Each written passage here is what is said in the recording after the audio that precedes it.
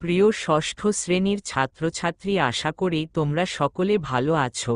English for today বইয়ের lesson 4 থেকে গুরুত্বপূর্ণ শব্দের অর্থগুলো আলোচনা করা হলো। তোমরা নিয়মিত প্র্যাকটিস করলে ইংরেজি শেখা তোমাদের জন্য সহজ হবে। ওয়ার্ড মিনিং শব্দের অর্থ আ লট অফ প্রচুর, অনেক। অলরেডি ইতোমধ্যে, মধ্যে। আর্কিটেক্ট স্থপতি, স্থাপত্য শিল্পী।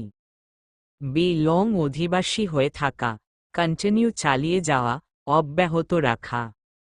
কনভারসেশন কথোপকথন, কথাবার্তা। ডিজাইন নকশা করা। ডিফারেন্স পার্থক্য, ফেয়ার মেলা। হাংরি ক্ষুধার্ত। ইম্যাজিন কল্পনা করা। ইমিগ্রেশন অভিবাসন, ইনস্টেড পরিবর্তে। ইন্ট্রোডিউস পরিচয় করিয়ে দেওয়া। লিভিং রুম বসার ঘর।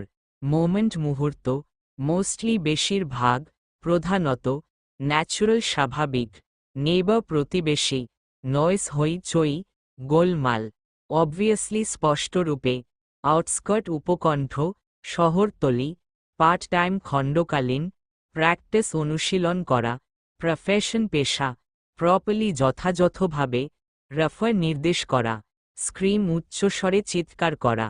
সিচুয়েশন পরিস্থিতি। সামটাইমস মাঝে মাঝে। ট্রান্সফার বদলি হওয়া। ওয়াচ দেখা।